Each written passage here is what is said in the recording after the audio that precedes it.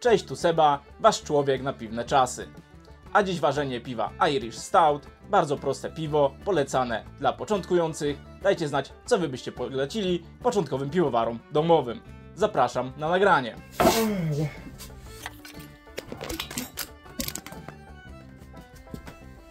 Co się dzieje? Słodem podstawowym będzie słód Pale Ale Mary's Otter. Ja tego teraz odważę, będzie go około 2 kg.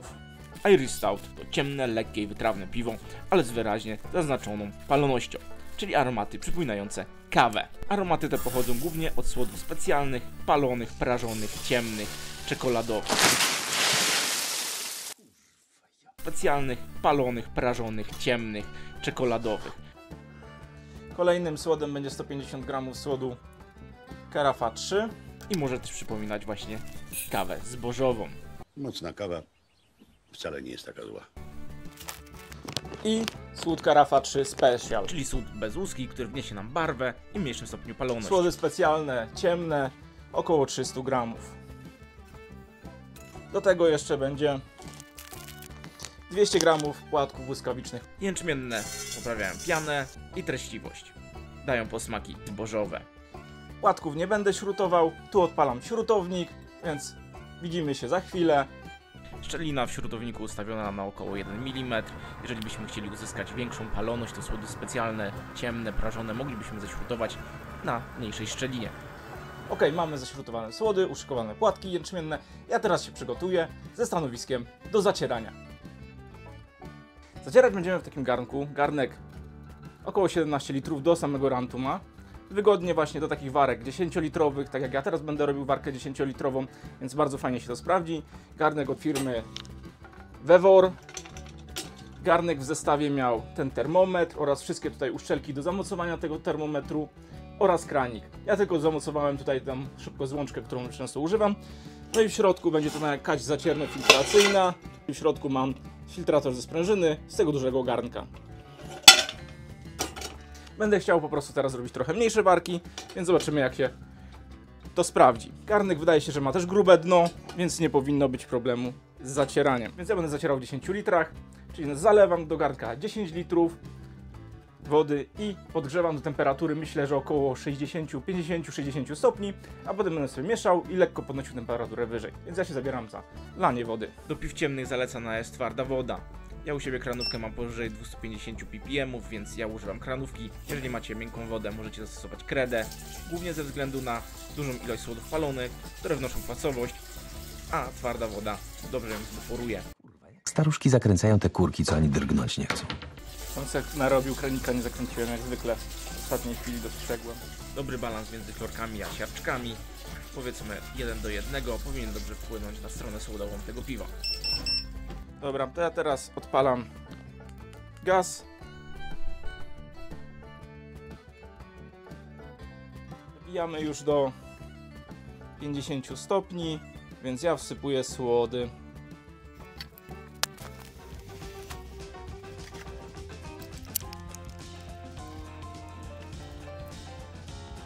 Ma 48 stopni. Dobra, mamy około 65 stopni i cały czas rośnie, więc ja teraz wyłączę palnik i tak zostawiam, myślę, że około pół godziny, 40 minut. Tu nie będę robił próby jodowej, ponieważ na ciemnych słodach ona nic nie daje, bo jest już zabarwiona automatycznie na ciemno, więc ta próba jodowa przy ciemnych piwach, tak jak w tym przypadku staucie, da efekt mizerny. Więc ja teraz jeszcze zamieszam to dobrze i przykrywam pokrywką i będę sprawdzał temperaturę.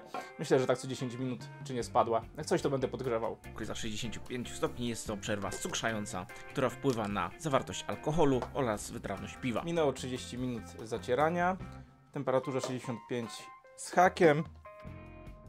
Teraz sprawdzę. Potwierdzenie procentu cukru w cukrze w zależności od podziemnego promieniowania na... No i tak, mamy około 12, czyli jest spoko. Mamy około 12 bliksów, więc spokojnie. Podnosimy temperaturę do 72 stopni. Ja odpalam palnik W przerwie 72 stopni enzymy rozkładają skrobię na cukry, które nie są fermentowalne, co może wpływać na smak i pełnię tego piwa. Dobra, mamy 70 stopni. Możemy teraz zostawić to na jakieś 15 minut, myślę. Po 82 stopniach, w 15-20 minutach przechodzimy do wygrzewu. Podnieśliśmy temperaturę do 78 stopni, więc teraz rozpoczynam wygrzew, czyli za chwilę wyłączam palnik, przykrywam pokrywką i szykuję się do wysładzania i filtracji. Ok, przechodzimy do filtracji. Na początek będziemy odbierać filtrat brudny, czyli będziemy odbierać do, myślę, że jakieś 1, 2, 3 litry odbierać i zawracać. Zobaczymy, jak będzie szło. Ja sobie tutaj wkładam to. A jeszcze jedna sprawa. Na wierzch wrzucam taką kółko perforowane, żeby podczas wysładzania i przy zawrócaniu filtratu po prostu nam się ładnie rozkładało. Można użyć jakiegoś sitka, czegokolwiek, durszlaka. No ja mam taką z zestawu kociołka automatycznego, więc użyję. No zobaczymy, czy się będzie filtrować. O, pięknie idzie. Samo gęste idzie. Aż się paski w pompie grzeją. No sprężyna robi robotę. Muszę powiedzieć, że robi robotę. Zawsze pierwsze 2-3 litry brzeczki jest dość błotniste. Warto zawrócić i wyfiltrować przez już ułożone dobrze złoże podczas wygrzewu. Sprawdźmy sobie od razu, jakie BLG nam tu leci. No, bardzo ładnie, 14. Oczywiście odczyt z reflaktometru w Brixach nie jest 1:1 BLG, ale daje nam to pogląd na bieżącą sytuację. No i teraz, jak już odebraliśmy brudny filtrat, możemy zacząć filtrowanie. Jeżeli chodzi o filtrację, to też będziemy równocześnie wysładzać. Ja tu mam przygotowane około 5 litrów wody w 80, 78, 80 stopniach i po prostu będę na to sito, które tutaj położyłem na górę, wlewał. Wodę do wysładzania będę dolewał w trakcie całej filtracji, tak żeby złoże nie wyschło. Na razie dolałem 2 litry, tak żeby przykryć złoże, żeby nie wyschło. A tutaj sobie powoli ładnie ścieka. Jest 12,5, myślę, że tyle starczy. Zaraz sprawdzę reflaktometrem i spławikiem, ile mamy przed gotowaniem. A będziemy gotować pewnie z godzinę. Zaraz zobaczymy, jak to wszystko wygląda. Do filtracji wyszło około 12 litrów brzeczki. Następnie będziemy ją gotować. Zagęścimy ją odrobinę. Mamy 10. To jak będziemy gotować na małym ogniu, to powinniśmy uzyskać 11. Tak, 11 z hakiem. Myślę, że to będzie wystarczające. Powinniśmy zejść gdzieś do 10 litrów. 10,5 litra. Myślę, że tak odparujemy litr 2. Będzie spoko. To jest garnek 17-litrowy, czyli do zacierania przydaje się trochę większy garnek. Do gotowania mam 15-litrowy. Ten garnek właśnie fajnie, bo z termometrem, z kranikiem od razu w zestawie. No ja musiałem własny oplot dać, czyli tą sprężynę 4-ramienną, którą używam w dużym garnku. Zmieściłem tutaj. Fajnie to zadziałało. Fajnie się wyfiltrowało. Minus tego garnka jest taki, że w środku nie ma skali. Pewnie gdzieś tam wrzucę link do opisu czy w komentarzu, bo nawet fajnie to wygląda, fajnie. Kolejnym moim projektem myślę, że będzie dorobienie do niego mieszadła, no bo jednak to stanie z tą łygą, mieszanie, podnoszenie temperatur, tak to bym sobie tylko odpalił palnik, bym patrzył na termometr i by samo się mieszało. No jednak przy podnoszeniu temperatur, kiedy palnik jest odpalony na maksa, trzeba mieszać, no żeby się nie przypaliło. Mam nadzieję, że się nic nie przypaliło, też zobaczymy na koniec, jak już wyrzucę buto, ale myślę, że się nic nie przypaliło, bo tu jest dosyć grube, mi się wydawało dno, więc myślę, że całkiem spoko garnek. No i plusem jest to, że właściwie taki 10-litrowy sobie dźwignę i wyniosę po prostu do kompostownika, nie muszę się z tym aż tak szczypać, pójdzie trochę prościej. Sobie zostawię, na razie niech się podgrzewa, a to idzie do kompostownika.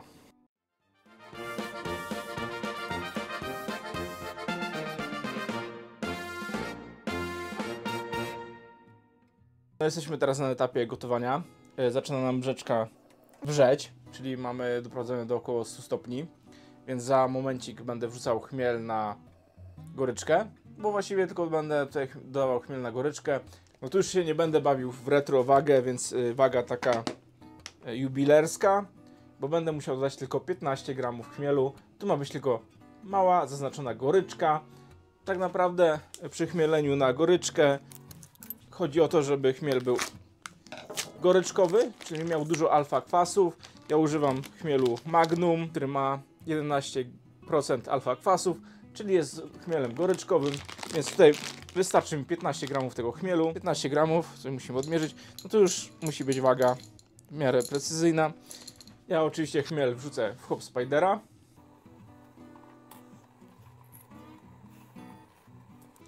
I restartuję stoper. Tu widzicie, 3 godziny od zacierania jesteśmy na etapie gotowania. Jeszcze przynajmniej godzinę będziemy gotować, potem jeszcze będzie trzeba wysłudzić i wrzucić do fermentora. Start. I zaczynamy gotowanie. Została nam końcówka ważenia piwa, gotowania właściwie. No tam 10-5 minut ostatnie. Więc teraz tak, chmiel, który był rzucony na goryczkę, możemy wyjąć. Teraz ostatnie 10 minut, czyli wrzucamy chłodnicę zanurzeniową.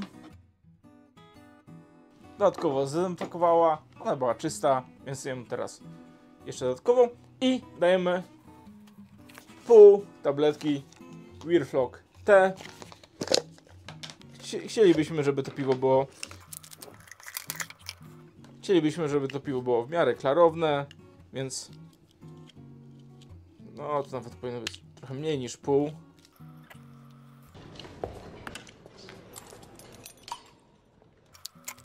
Zbije nam to dodatkowo białka. Niech się jeszcze te 10 minut pogotuje, więc teraz odpalam chłodzenie. Chłodzimy poprzez przepłynięcie zimnej wody kranowej przez wężownicę. Szybkie schłodzenie do temperatury zadania drożdży ogranicza możliwość infekcji. Chłodzenie trwało około 20 minut. Następnie przelewamy brzeczkę nastawną do fermentora. W tym przypadku jest to fermentor szklany 12-litrowy. Rozsypuję drożdże US05 na brzeczkę i dodaję ice spindle, który będzie nam pokazywał progres fermentacji na wykresie. Minęło 24 godziny od zadania drożdży. Tu już możecie zobaczyć, zaobserwować bardzo ładną, piękną pianę już się utworzyła. Na ice spindlu też pewnie będzie coś widać. Wrzucę wam wykres. Widać, że ciśnienie już napiera na rurkę, więc za chwilę zacznie bulgotać. Być może gdzieś tam jest jakaś mała nieszczelność, dlatego jeszcze nie bulgocze. Tym się nie można przejmować. Jak ruszy już całkowicie burzliwa, a już widać, że ładnie piana się zakrywa, to powinno wszystko ładnie bulkać. Jak widzieliście, tam było około 11 z hakiem, niecałe 12 BLG, czyli bardzo fajnie wyszło, około 10 litrów. Drożdże, jak wspominałem, które dodałem, to US05, rozsypane po prostu na brzeczkę, bez rehydratacji. Procent nie zaleca, więc ja też tego nie robię, zwłaszcza na takiej małej warce 10-litrowej. Będę was dalej informował o postępach tego piwa. Piwo w tej chwili jest tutaj w 16 stopniach, tu mam klimatyzację ustawioną na 16 stopni, więc ono będzie w takiej temperaturze fermentować. Pamiętajcie o subskrypcji kanału. I za chwilę dalsza część materiału. Po prawie 2 dobach widać już ładny postęp fermentacji, wysoka piana oraz pojawiło się tak zwane bulkanie. Czas fermentacji można spłycić do prostego 7+7, jednak temat jest bardziej złożony. W trzeciej dobie widać już wyraźne bulkanie i wysoką postawioną pianę z drożdży. Po 4. dobie piana zaczyna opadać, bulkanie w rurce zwolniło. Oznacza to, że fermentacja dobiega końca, zresztą widać to idealnie na wykresie. Kiedy wykres się zaczyna wypłaszczać, BLG już nie spada, oznacza, że fermentacja się kończy, więc ja w tym momencie postanowiłem podnieść temperaturę, przerwę diacetylową i żeby drożdże mogły spokojnie dojść resztki cukrów, a zrobiłem to w ten sposób, że słój włożyłem do fermentora Grandfathera, zalałem wodą i tutaj już mogę wygodnie sterować temperaturą niż klimatyzatorem w pomieszczeniu. Przyda mi się też później, jeżeli będę chciał zrobić cold crash'a, czyli zbić temperaturę gdzieś do 6 stopni, żeby piwo się szybciej wyklarowało. Po wspomnianym cold crash'u postanowiłem zakegować to piwo. Keguję w takim małym kegu 11-litrowym. Ja zamiast rurki do wyszynku używam pływaka z wężykiem. Daje to dużo lepsze rezultaty i klarowniejsze piwo.